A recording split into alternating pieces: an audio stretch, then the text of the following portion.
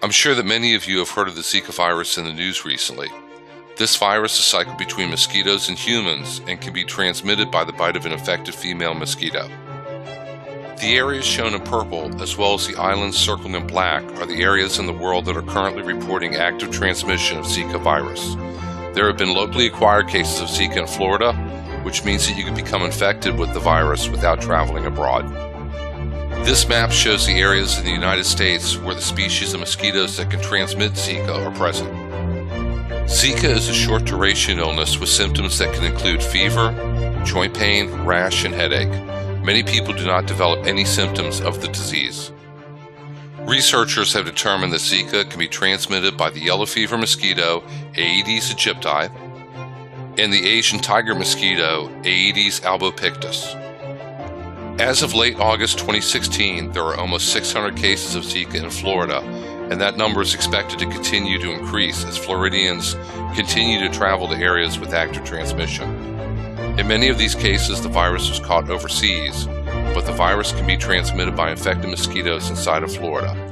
Zika can be sexually transmitted, and there is currently no vaccine for the virus. Both Aedes aegypti and Aedes albopictus are known as container mosquitoes. This means that their larvae can grow and mature in containers that hold even very small amounts of water. The best way to control these mosquitoes is to remove all standing water from around your property, which denies them a place to live and breed.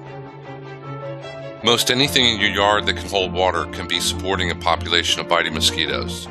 The trays underneath pots, old tires, bird baths, garden ponds, the downspouts from your gutters. All of these create ideal breeding conditions for container mosquitoes. Even bromelia plants in your garden can hold enough water for these mosquitoes to reproduce in. The University of Florida has developed a number of recommendations to reduce the number of mosquitoes on your property. It is important to check for and drain any standing water in your yard, work with your neighbors to clean up any problem areas, and treat any water that can't be dumped out with mosquito dunks available at lawn and garden stores. You would want to make sure that you securely cover rain barrels with screening and that you remove any old tires or other debris from your property. Keeping doors and windows closed and repairing screens will help to keep mosquitoes out of your home.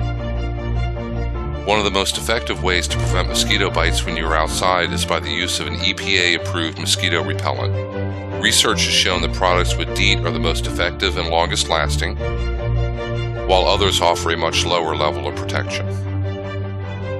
Remember that these species of mosquitoes are active during the day also, so use repellents whenever you are outdoors and reapply them frequently for added protection.